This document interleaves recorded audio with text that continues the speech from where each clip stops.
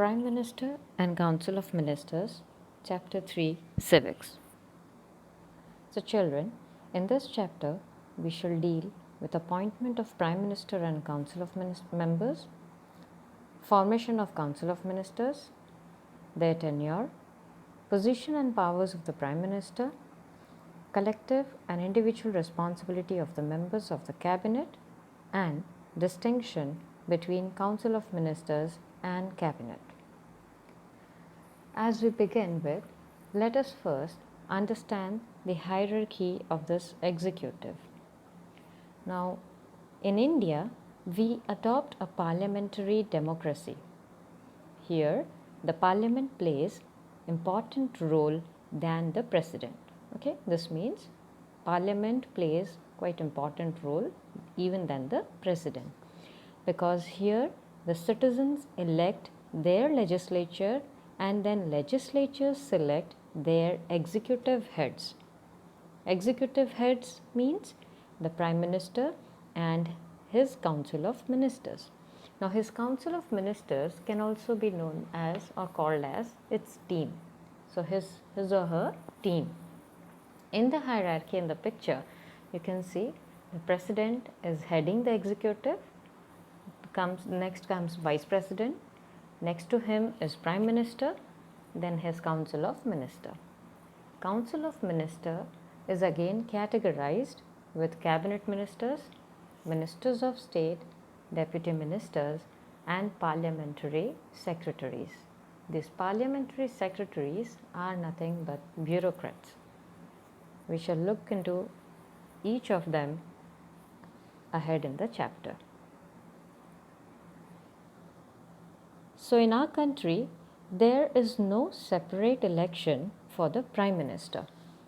It is the Lok Sabha directly elects a leader.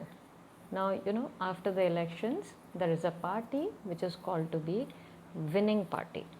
How does this party win? This party wins when it gets an absolute majority vote. So we also call it to be a majority party. So once this party has come up, like the majority party has come up, President calls in for the members to elect their leader. The members of the majority party then elect one of them as the leader, and this leader is appointed as the Prime Minister by the President. The President here has got no choice, and in case there is no such party, that is, if no party gains absolute majority and they fall into equal votes, that is in the Lok Sabha, then President uses his discretionary power and he may appoint a person who will further have to prove his support or majority within next 6 months. Clear? Now the Prime Minister and Council of Ministers aid and advise the President. Now if you remember, we have used a term as President is just a nominal head and Prime Minister is a real executive head. So what does this term real executive head mean? That is that President has been given up some nominal powers, whereas Prime Minister, being directly elected by the common people or we the citizens, holds much more of importance. Prime Minister, along with his Council of Ministers, aids and advises the President, and therefore President has got hardly anywhere any choice. He has to go for the elections. He has to select or take upon the choice of the Prime Minister as well as his Council of Ministers. President can no doubt ask the executive, that is Prime Minister and Council of Minister, to reconsider a particular matter, but it cannot go for, he or she cannot go for their own will, his or her own will. Clear? Then we come to the formation of this Council of Ministers.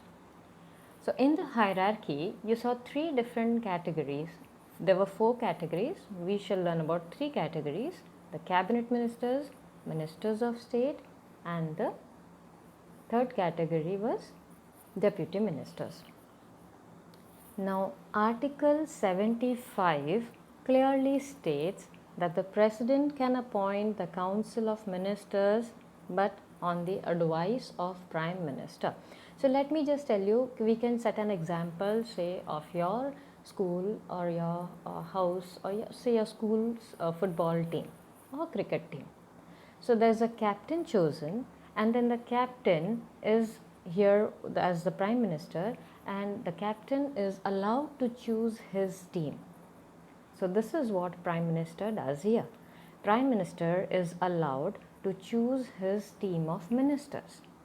So he advises the President with the list of the ministers according to his choice, and President appoints them as the Council of Ministers. These ministers happen to be members of Parliament. That means they need to be a member either of Lok Sabha or of Rajya Sabha.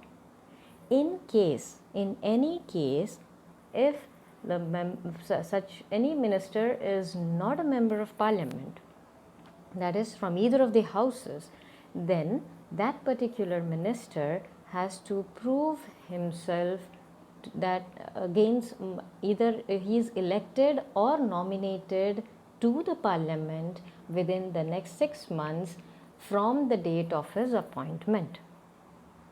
And if he fails to do so, then he has to resign from his ministership.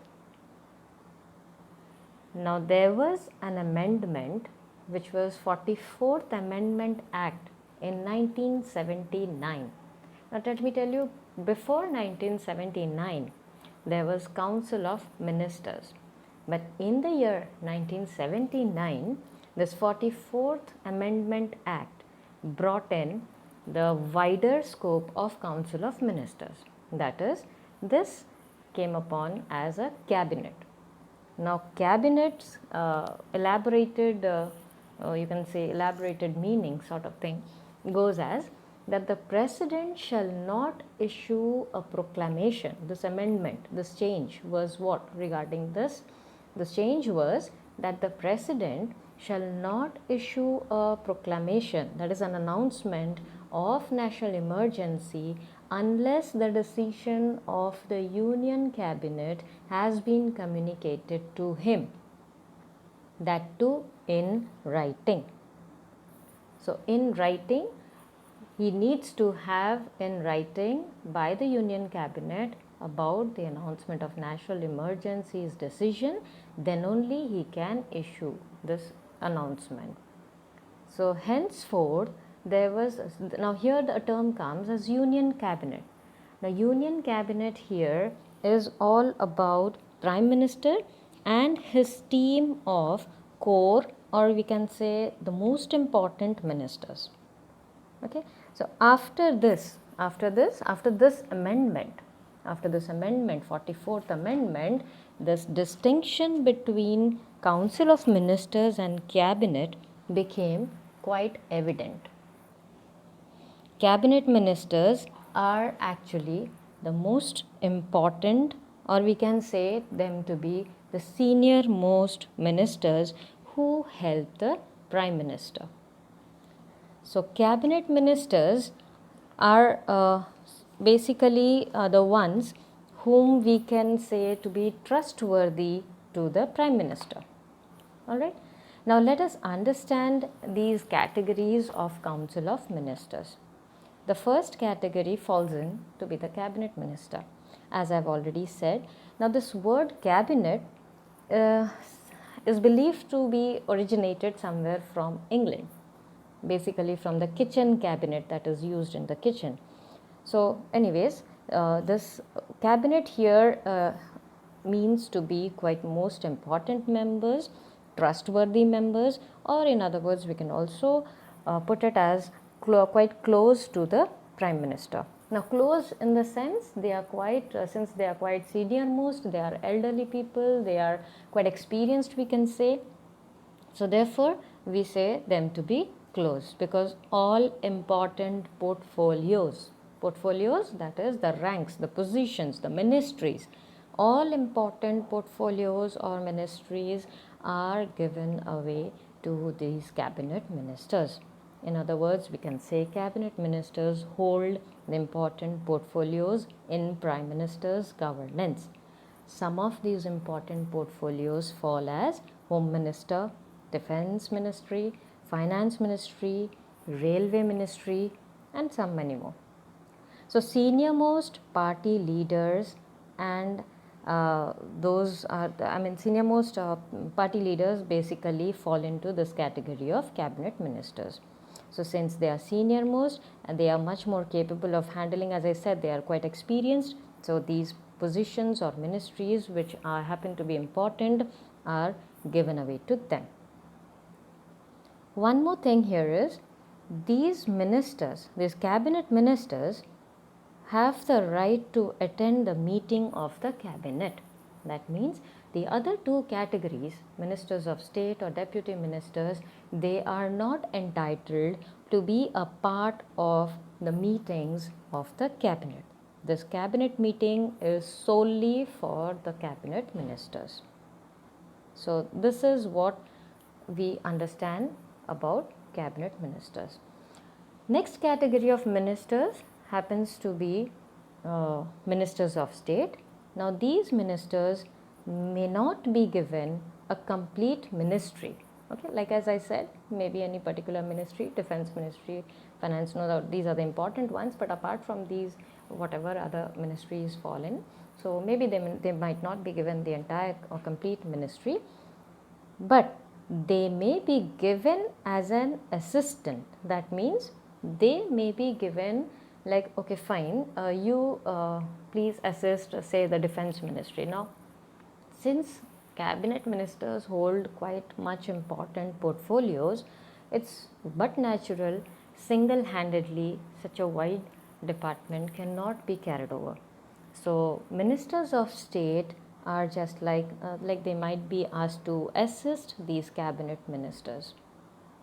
They do not participate in the cabinet meeting, as I've already said, but yes, if the need arises and if there is something crucial to be discussed related to their ministry or the ministry they are assisting, then if they are invited, then they can attend the cabinet meeting. This is all about ministers of state. The third category falls in as deputy ministers. These happen to be the junior most ministers. They are placed under the senior ministers, again in order to help or assist them. That is, either under the cabinet ministers, or you can say under the ministers of the state. So these are the three different categories that fall under the Council of Ministers. And I would like to add something here. Earlier the constitution had no specific numbers, for the categories of the ministry, Council of Ministers, or the number of Council of Ministers and so.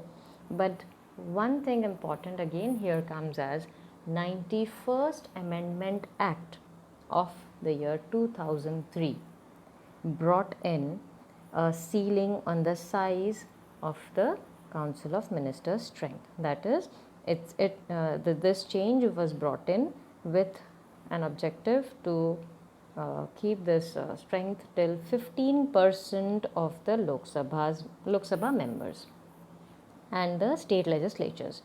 And in case in case of the smaller states, the maximum number goes as 12 ministers. So 12 ministers were allowed maximum in smaller states, whereas in other states it went as 15. It was restricted to 15% of the strength of Lok Sabha, and this was all in the 91st Amendment Act 2003. Before that, there was no such restriction. Alright. Now we move on to the tenure, or what we call as the term of office. In the term of office, we would look here like the ministers, they hold office during the pleasure of the president. But the president has just a little power even in the regard. Why? Answer to this is because the Prime Minister and the Council of Ministers are directly responsible to the Lok Sabha and can remain office so long as they enjoy the majority support in the House of the people. So here, if you remember about this no confidence motion, if the government or the ruling party does not show confidence, then there can be a no confidence motion put up where the government or the ruling party has to resign collectively. That is, Prime Minister and the entire team of his, the Council of Ministers together will have to resign from the Parliament, so from their ministries. Okay. The Council of Ministers are therefore called collectively responsible to the Lok Sabha. They are all collectively, as they are a team, so they are collectively responsible. They cannot avoid their responsibility towards the team. Then any minister before entering his office needs to undergo or take the oath.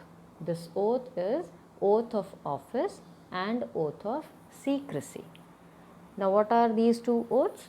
In the oath of office, the minister has to swear in with three important things. That is, that he or she will bear true faith and allegiance to the Constitution of India, will remain faithful and conscientiously discharge his or her duties without fear of favor, action or ill will, and uphold the sovereignty and integrity of India.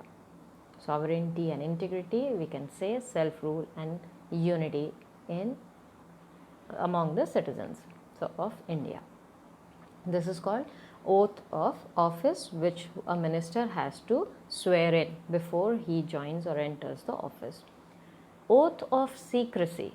Now you see, cabinet ministers or council of ministers, since they are holding such important portfolios, it is very well understood that how important is the position. When such a position is there, naturally there are things or matters which are not to be disclosed. Therefore, they need to maintain a secrecy. So here they swear in that not to directly or indirectly communicate or reveal anyone, any matter which is brought for consideration, except as may be required for the discharge of his or her duties. So, as I said, secrecy, that means we need to keep something secret within us. So, that is what it says, that they should not neither directly or indirectly communicate, or you say reveal or open up things or on any matter or on any person to anybody unless it is required in the procedure of discharging his or her duties. Quite important. So, oath of office and oath of secrecy to be sworn in before the minister enters his office. Then every minister needs to be a member of House of the Parliament or must become a member within 6 months from the date of his appointment, which we have already covered in the previous slide. Failing which, he or she will have to vacate his office. That is, he or she has to resign. Finally, the salaries and allowances of ministers are such as Parliament from time to time by the law determines. So, this depends upon the Parliament or the law as per the Constitution. So, this is about the term of office or what we call as the tenure of the Prime Minister and Council of Ministers. Now, Prime Minister enjoys the highest position in executing the head. All right, that is, he is very important in taking key decisions. He is judged because he is judged by opposition party in parliament. When I say enjoys the highest position, that doesn't mean that okay, he is holding such an important position so he can take any decision irrespective of any matter, any situation. No, this says like he has to be very diligent and very concentrative and elective and selective in his decisions, because we in India have this opposition party which has its eyes on the Prime Minister and the Council of Ministers and the way they deal with every matter.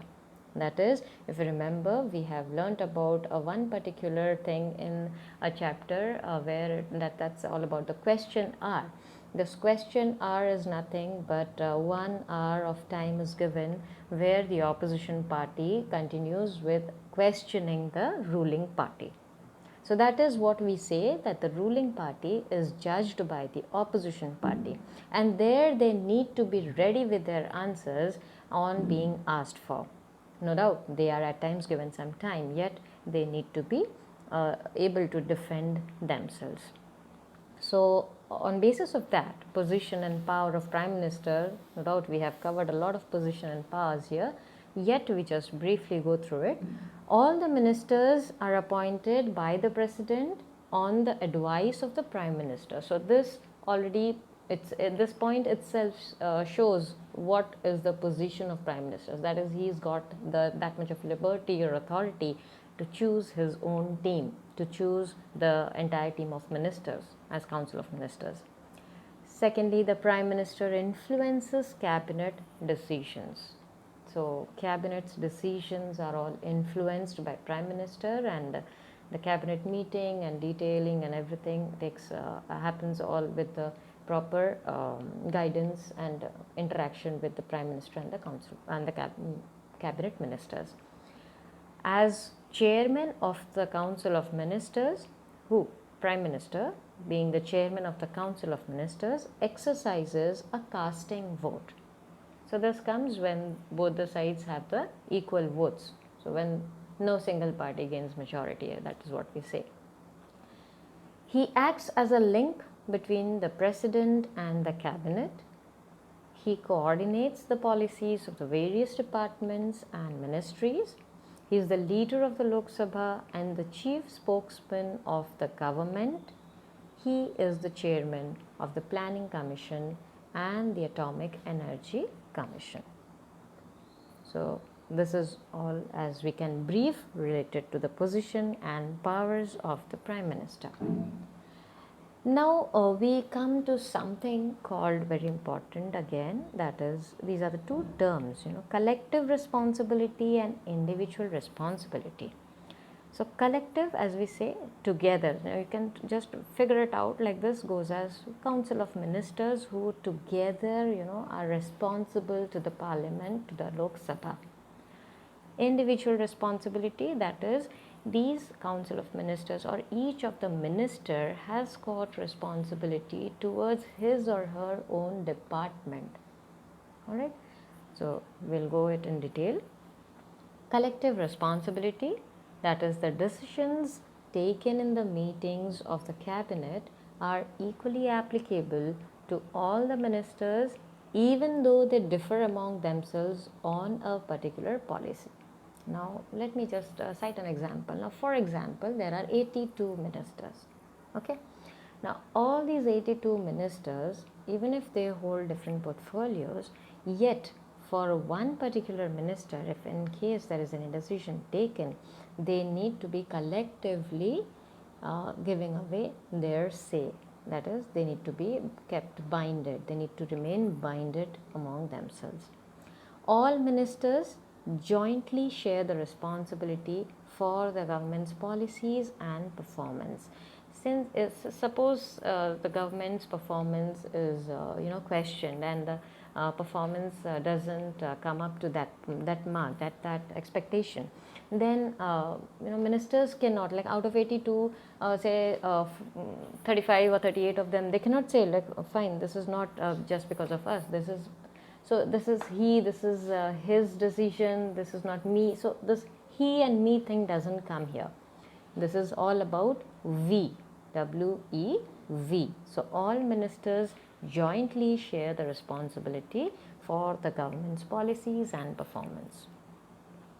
Lastly, a vote of no confidence against any one minister is taken or considered as a vote against the whole ministry. So as already discussed previously, one minister goes a little wayward, the government loses confidence, and if the no confidence motion is passed, then the entire team, that is the Prime Minister along with the Council of Ministers, needs to resign immediately. Then we move on to the individual responsibility. Here, as I said, each minister is individually responsible to the president. That is, he or she is answerable to the parliament for the department that is under his control, his or her control. Every minister here is responsible for the following things: breach of oath of secrecy, violation of oath of secrecy, personal lapse, departure from official policy by him or his department. So these are the features we can say, or these are the this is what we understand by collective and individual responsibility.